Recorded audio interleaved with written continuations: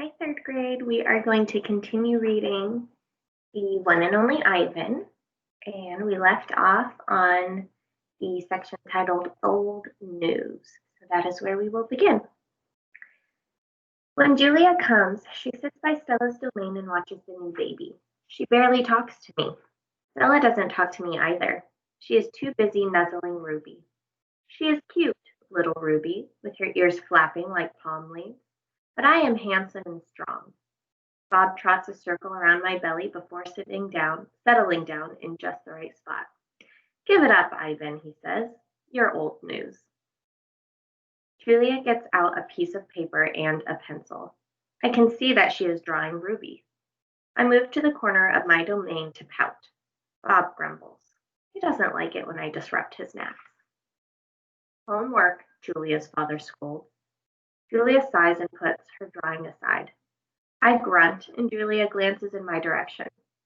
Poor old Ivan, she says. I've been ignoring you, haven't I?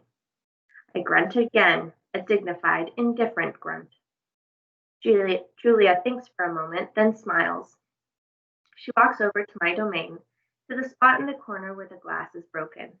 She slides papers through. She rolls a pencil across my cement floor. You can draw the baby elephant too, Julia says. I bite the pencil in half with my magnificent teeth. Then I eat some paper. Tricks. Even after Julia and her father leave, I try to keep sulking, but it's no use. Gorillas are not, by nature, pouters. Stella, I call. It's a full moon. Did you see? Sometimes, when we are lucky, we catch a glimpse of the moon through the skylight in the food court. I did, Stella says. She is whispering, and I realize that Ruby must be asleep. Is Ruby all right, I ask? She's too thin, Ivan, Stella says. Poor baby. She was in that truck for days. Mac bought her from a circus, the same way he bought me. But she hadn't been there long. She was born in the wild, like us. Will she be okay? I ask. Stella doesn't answer my question. The circus trainers chained her to the floor, Ivan, all 4 feet, 23 hours a day. I puzzle over why this would be a good idea. I always try to give humans the benefit of the doubt. Why would they do that? I finally ask. To break her spirit, Stella says, so she could learn to balance on a pedestal, so she could stand on her hind legs, so a dog could jump on her back while she walked in mindless circles. I hear her tired voice and think of all the tricks Stella has learned. Introduction. When I awake the next morning, I see a little trunk poking out between the bars of Stella's domain. Hello, says a small, clear voice. I'm Ruby. She waves her trunk. Hello, I say. I'm Ivan. Are you a monkey? Ruby asks. Certainly not. Bob's ears perk up, although his eyes stay closed. He's a gorilla, he says, and I am a dog of uncertain heritage. Why did the dog climb your tummy? Ruby asks. Because it's there, Bob murmurs.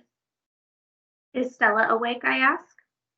Aunt Stella's asleep, Ruby says. Her foot is hurting, I think. Ruby turns her head. Her eyes are like Stella's, black and long-lashed, bottomless lakes fringed by tall grass. When is breakfast? She asks. Soon, I say, when the mall opens and the workers come. Where? Ruby twists her head in the other direction. Where are the other elephants? It's just you and Stella, I say, and for some reason I feel we have let her down. Are there more of you?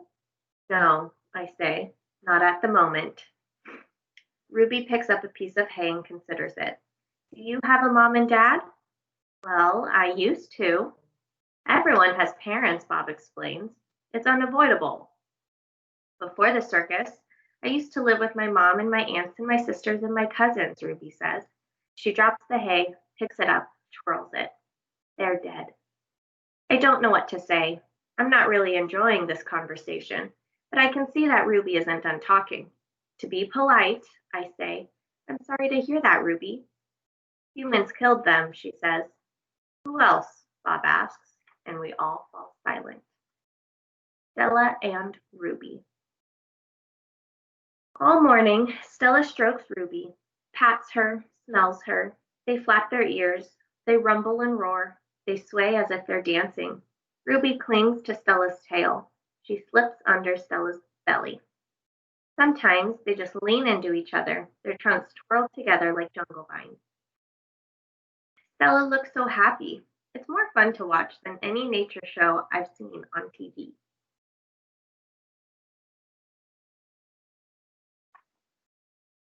Home of the one and only Ivan. George and Mac are out by the highway. I can see them through one of my windows. They are next to each other on tall wooden ladders, leaning against the billboard that tells the cars to stop and visit the one and only Ivan, mighty silverback. George has a bucket and a long-handled broom. Mac has pieces of paper. He slaps one against the billboard. George dips the broom into the bucket. He wets the paper with the liquid from the bucket, and somehow the paper stays in place. They put up many pieces before they are done. When they climb down from the ladders, I see that they've added a picture of a little elephant to the billboard. The elephant has a lopsided smile. She is wearing a red hat, and her tail curls like a pig's. She doesn't look like Ruby. She doesn't even look like an elephant. I've only known Ruby one day, and I could have drawn her better. Art lesson. Ruby asks a lot of questions. She says, Ivan, why is your tummy so big? And have you ever seen a green giraffe? And can you get me one of those pink clouds that the humans are eating? When Ruby asks, what is that on your wall? I have to explain that it's a jungle. She says the flowers have no scent, and the waterfall has no water, and the trees have no roots. I'm aware of that, I say. It's art, a picture made with paint. Do you know how to make art? Ruby asks. Yes, I do, I say, and I puff up my chest just a little. I've always been an artist. I love drawing. Why do you love it? Ruby asks. I pause. I've never talked to anyone about this before. When I'm drawing, I feel quiet inside. Ruby frowns. Quiet is boring. Not always.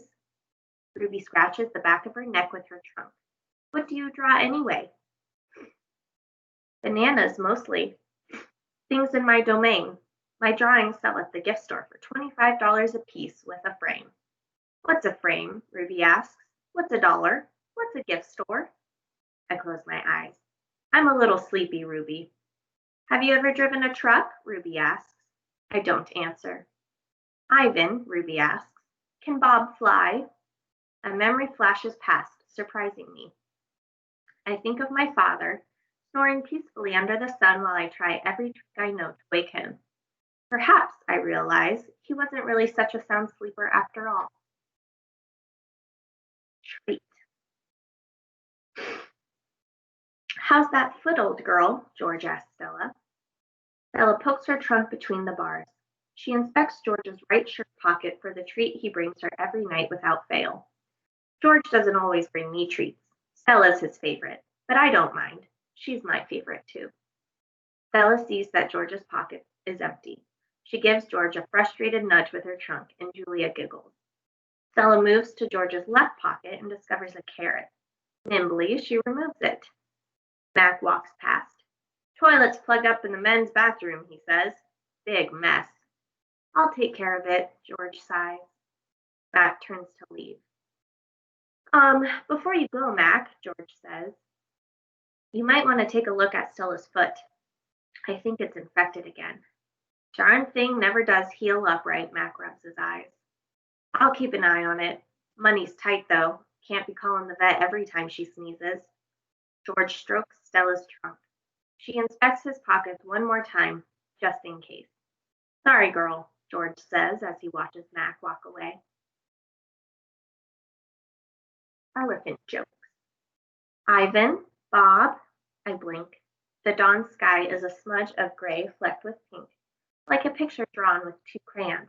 I can just make out Ruby in the shadows, waving hello with her trunk. Are you awake? Ruby asks. We are now, Bob says. Aunt Stella's still asleep, and I don't want to wake her because she said her foot was hurting her. But I'm really, Ruby pauses for a breath, really bored. Bob opens one eye. You know what I do when I'm bored? What? Ruby asks eagerly. Bob closes his eye. I sleep. It's a little early, Ruby, I say. I'm used to getting up early. Ruby wraps her trunk around one of the bars of her door. At my old circus, we always got up when it was still dark, and then we had breakfast and walked in a circle. And then they chained my feet up, and that really hurt. Ruby falls silent. Instantly, Bob is snoring. Ivan, Ruby asks, do you know any jokes? I especially like jokes about elephants. Well, let me see. I heard Mac tell one once. I yawned. How can you tell that an elephant has been in the refrigerator? How? By the footprints in the butter. Ruby doesn't react. I sit up on my elbows, trying not to disturb Bob. Get it? What's a refrigerator? Ruby asks. It's a human thing, a cold box with a door. They put food inside.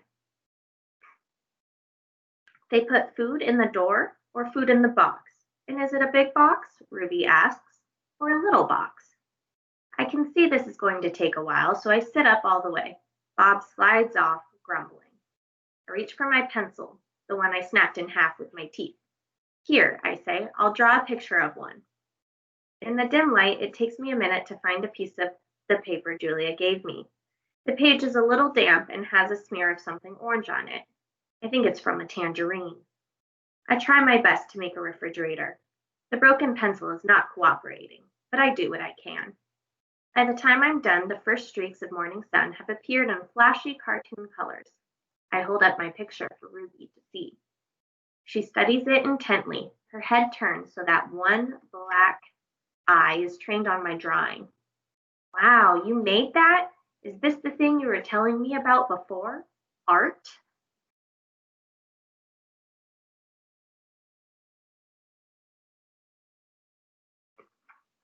Sure is. I can draw all kinds of things. I'm especially good at fruit. Could you draw a banana right now? Ruby asks. Absolutely. I turn the paper over and sketch. Wow, Ruby says again in an odd voice when I hold up the page. It looks good enough to eat.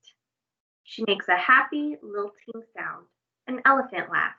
It's like the song of a bird I recall from long ago, a tiny yellow bird with a voice like dancing water. Strange.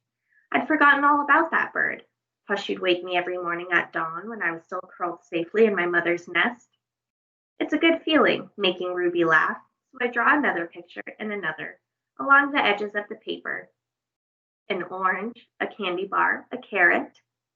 What are you two up to? Stella asks, moaning as she tries to move her sore foot. How are you this morning? I ask. Just feeling my age, Stella says. I'm fine. Ivan is making me pictures, Ruby says. And he told me a joke. I really like Ivan, Aunt Stella. Stella winks at me. Me too, she says. Ivan, want to hear my favorite joke? Ruby asks.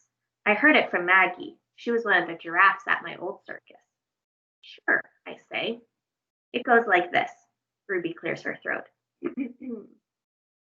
What do elephants have that nothing else has? Trunks, I think, but I don't answer because I don't want to ruin Ruby's fun. I don't know, Ruby, I reply. What do elephants have that nothing else has? Baby elephants, Ruby says. Good one, Ruby, I say, watching Stella stroke Ruby's back with her trunk.